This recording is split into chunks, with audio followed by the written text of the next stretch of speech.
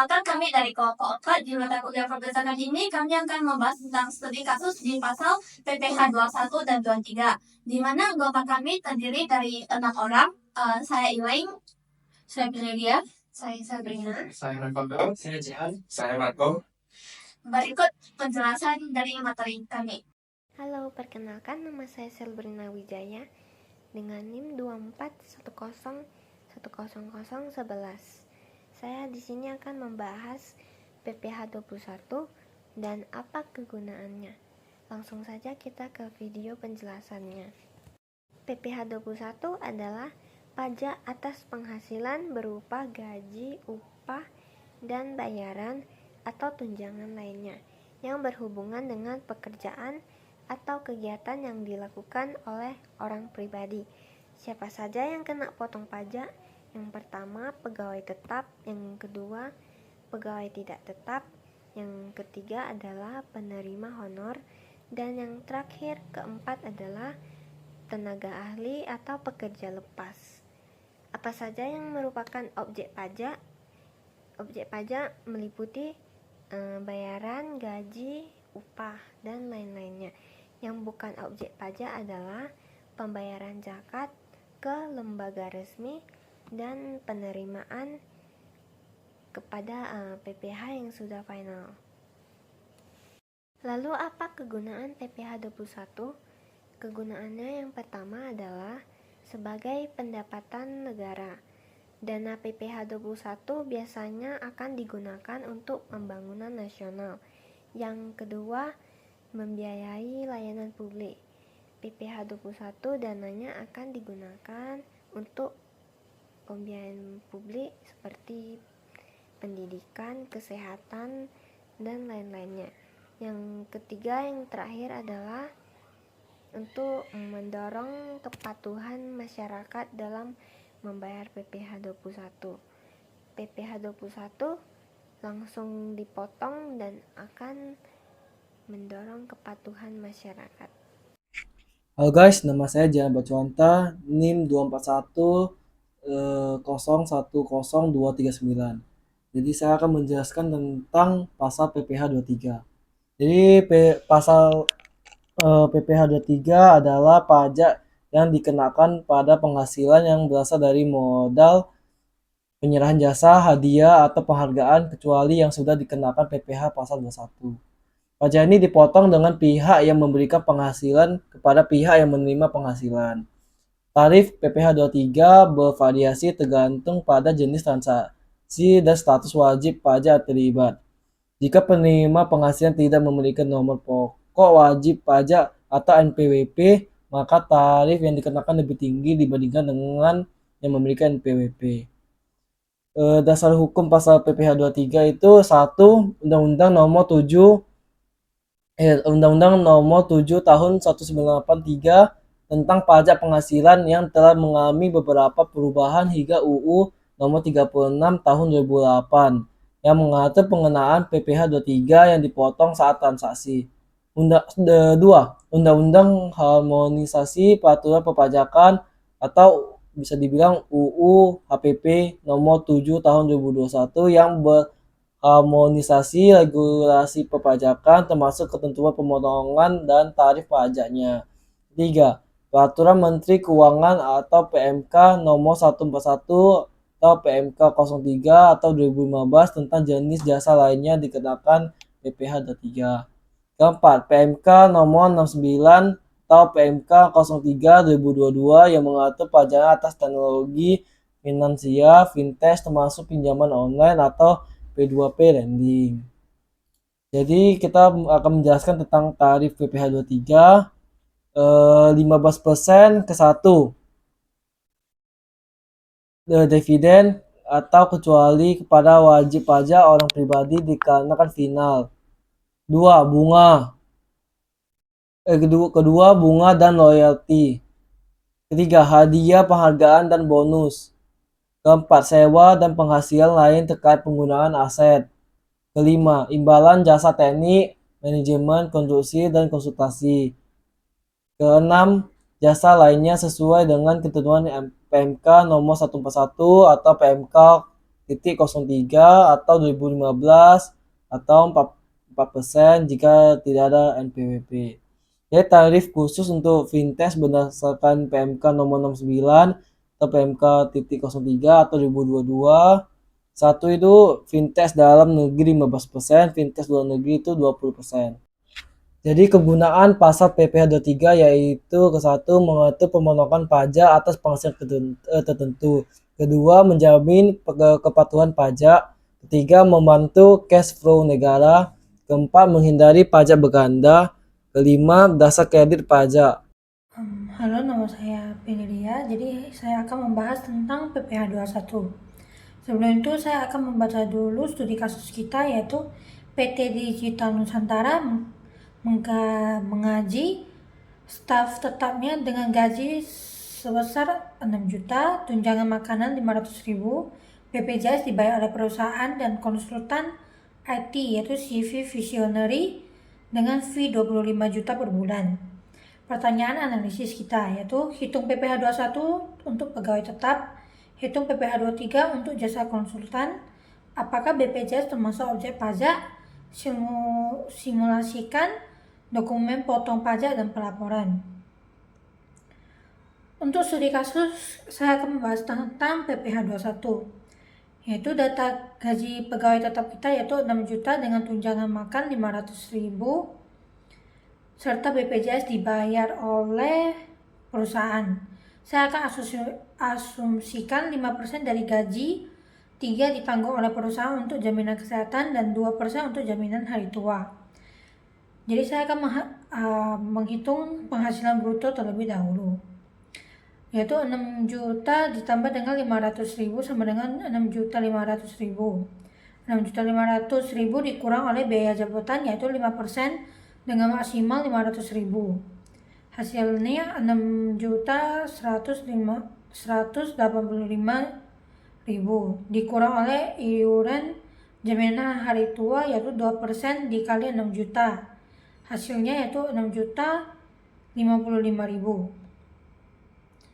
Selanjutnya adalah penghasilan setahun karena kita sudah mendapatkan penghasilan bruto selama sebulan. 6.055.000 dikali 12 sama dengan 72.660.000. PTKP kita yaitu 54 juta akan dikurangkan dengan penghasilan setahun yaitu 72.660 sama dengan 18.660.000. Jadi tarif PPh 21 kita adalah 18.660.000 dikali dengan 5% yaitu untuk 0 sampai 60 juta sama dengan 933.000 untuk setahun, dan untuk sebulan itu 77.750 perak. PPh 21 yang dipotong per bulan adalah 77.750 perak. Nama saya Ravaldo, saya akan membahas tentang soal 2 yaitu hitung PPh 23 untuk jasa konsultan. Data konsultan IT CV Visionary itu fee-nya adalah 25 juta per bulan. Penjelasan tentang PPh pasal 23. PPh pasal 23 dikenakan atas penghasilan tertentu yang dibayarkan atau terutang kepada wajib pajak dalam negeri atau BUT. Bentuk usaha tetap. Selain penghasilan yang telah dipotong PPh pasal 21, salah satu jenis penghasilan yang dikenakan PPh pasal 23 adalah imbalan jasa manajemen, jasa konsultan, jasa teknik, jasa konstruksi, jasa maklon, sewa, bunga, dividen, dan juga royalti. Tarif PPh pasal 23. Tarif umum untuk jasa adalah 2% dari jumlah bruto yang tidak termasuk PPN. Perhitungan PPh pasal 23 bulanan. Yang pertama, hitung dasar pengenaan pajak atau DPP. Yang pertama, fee konsultan adalah 25 juta. Yang kedua, DPP PPh 23 adalah jumlah bruto imbalan jasa yaitu 25 juta. Yang kedua, hitung PPh 23 terutang. Yang pertama adalah tarif PPh 23 kali DPP, lalu 2% kali 25 juta yang hasilnya adalah Rp500.000. Kesimpulan PPh 23 jasa konsultan. PPh 23 yang harus dipotong oleh PT Digital Nusantara atas pembayaran jasa konsultan IT adalah 500.000 setiap bulannya.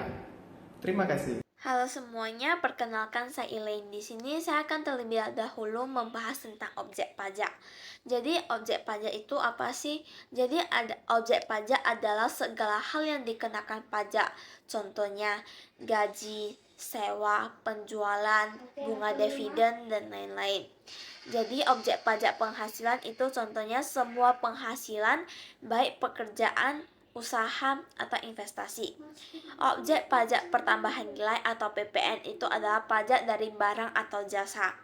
Objek pajak lainnya contohnya PBB, pajak berkendara bermotor, bea masuk. Lalu dari pertanyaan studi kasus yang tadi, apakah BPJS ini termasuk objek pajak?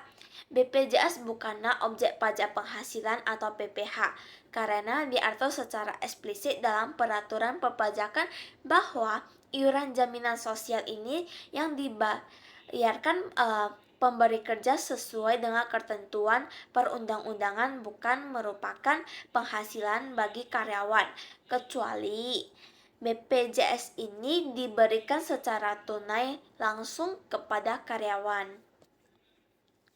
Lalu terdapat dasar hukumnya yang tercantum dalam PP nomor 68 tahun 2009, terdapat dalam pasal 6 ayat 1 huruf H. Penghasilan bruto yang dapat dikurangkan termasuk iuran pensiun atau iuran jaminan hari tua kepada dana pensiun yang pendiriannya telah disahkan oleh Menteri Keuangan. Yang kedua, Peraturan Direktur Jenderal Pajak Nomor per 16 PJ 2016 dalam lampiran 2, di mana tunjangan dalam bentuk iuran jaminan sosial seperti BPJS Kesehatan dan BPJS Ketenagakerjaan yang dibayarkan oleh pemberi kerja tidak termasuk dalam pajak PPh pasal 21. Yang ketiga terdapat dalam UU nomor 36 tahun 2008 tentang pajak penghasilan pasal 4 ayat 3, di mana yang bukan objek pajak adalah bantuan atau santunan dari yang diterima oleh badan atau lembaga jaminan sosial. Informasi ini akan menjelaskan proses dan dokumen yang terlibat dalam pemotongan pelaporan PPh 21 dan PPh 23. Dokumen potong pajak PPh 21 dan PPh 23. Yang pertama itu bukti potong PPh pasal 21. Ini untuk pegawai tetap. Nah, formulirnya itu PT Digital Nusantara wajib membuat bukti pemotongan PPh pasal 21 bagi pegawai tetap atau penerima pensiun atau tunjangan hari tua atau jaminan hari tua. Jaminan hari tua berkala. Formulir 1721-A1. Nah, isi dokumennya itu bukti potong ini berisi rincian penghasilan bruto pegawai selama setahun. Pengurangan itu termasuk biaya jabatan, iuran pensiun, atau JHT yang ditanggung pegawai. Kemudian penghasilannya itu PTKP, PKP, dan PPh 21 yang telah dipotong selama tahun pajak. Waktu pemberian itu, bukti potong ini diberikan kepada pegawai paling lambat akhir Januari tahun pajak berikutnya. Misal untuk pajak tahun 2025 diberikan Januari 2026 atau saat pegawai berhenti bekerja. Fungsinya itu bagi pegawai bukti potong ini digunakan untuk mengisi surat pemberitahuan SPD tahunan PPh orang pribadi mereka.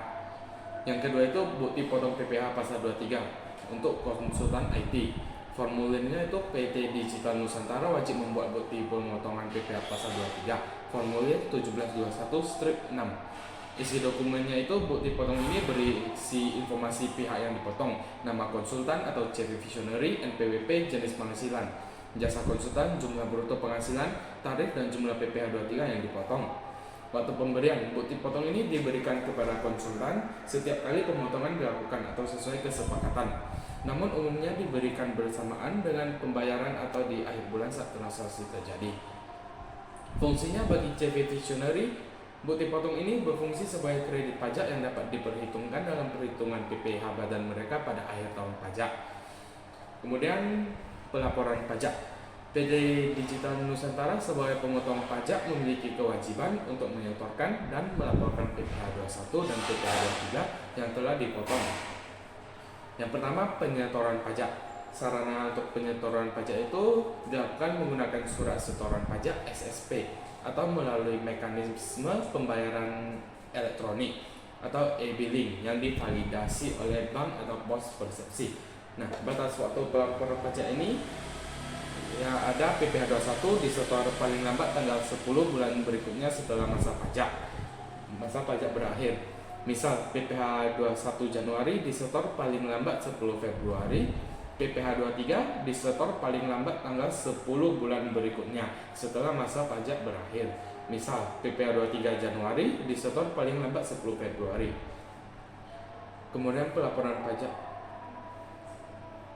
Sarana pelaporan dilakukan melalui surat pemberitahuan SPT masa pajak. Saat ini pelaporan dilakukan secara elektronik melalui e-filing atau SPT. Kemudian batas waktu. Untuk SPT masa PPh 21 dilaporkan paling lambat tanggal 20 bulan berikutnya setelah masa pajak berakhir. Misal SPT masa PPh 21 Januari dilaporkan paling lambat 20 Februari. SPT masa PPh 21 juga membuat daftar bukti potong PPh 21 yang termasuk daftar karyawan dan potongan pajaknya. Kemudian SPT masa PPh 23 dilaporkan paling lambat tanggal 20 bulan berikutnya setelah masa pajak berakhir. Misal SPT masa PPh 23 Januari dilaporkan paling lambat 20 Februari.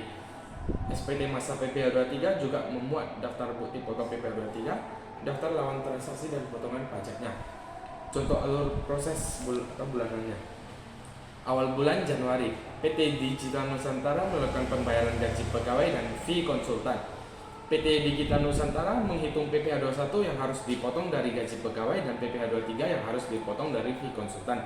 PT Digital Nusantara memotong jumlah PPh tersebut dari pembayaran yang dilakukan pertengahan bulan Februari. Dari tanggal 1 sampai 10 Februari itu PT Digital Nusantara menyetor PPh 21 dan PPh 23 yang telah dipotong pada bulan Januari ke kas negara melalui e-billing atau SSP. Kemudian tanggal 1 sampai 20 Februari itu PT Digital Nusantara membuat bukti potong PPh 21 untuk pegawai dan PPh 23 untuk konsultan dan menyerahkannya kepada penerima penghasilan. Kemudian tanggal 1 sampai 20 Februari PT Digital Nusantara melaporkan SPT masa PPh 21 dan SPT masa PPh 23 untuk masa pajak Januari melalui e-filing atau ESPT ke Dirjen Pajak. Proses ini diulang setiap bulannya untuk pemotongan dan pelaporan PPh 21 dan PPh 23. Nah, kesimpulannya itu pelaporan dan pemotongan pajak merupakan kewajiban penting bagi setiap perusahaan yang membayar penghasilan kepada pegawai dan pihak ketiga. Dalam studi kasus PT Digital Nusantara, PPh 21 itu dikenakan atas penghasilan karyawan tetap seperti gaji dan tunjangan dan dihitung berdasarkan penghasilannya itu setelah dikurangi biaya jabatan dan iuran wajib seperti BPJS. Dalam simulasi PPh 21 bulanan pegawai sebesar 77.750 perak. Kemudian PPh 23 dikenakan atas pembayaran jasa kepada pihak ketiga seperti konsultan. Untuk CV Visionary pemotongan PPh 23 sebesar 500.000 per bulan karena konsultan berbentuk badan dan memiliki NPWP. Kemudian yang ketiga, iuran BPJS bukan merupakan objek pajak penghasilan selama dibayarkan langsung oleh perusahaan ke lembaga Jamsos karena tidak dianggap sebagai penghasilan bagi karyawan. Kemudian yang keempat, pelaporan pajak dilakukan bulanan melalui aplikasi resmi DJP seperti e-filing, e-bupot, dan e-SPT. Bukti potong dan bukti setor menjadi dokumen wajib untuk pelaporan. Sekian dari penjelasan kelompok kami. Mohon maaf jika ada kata yang salah. Terima kasih.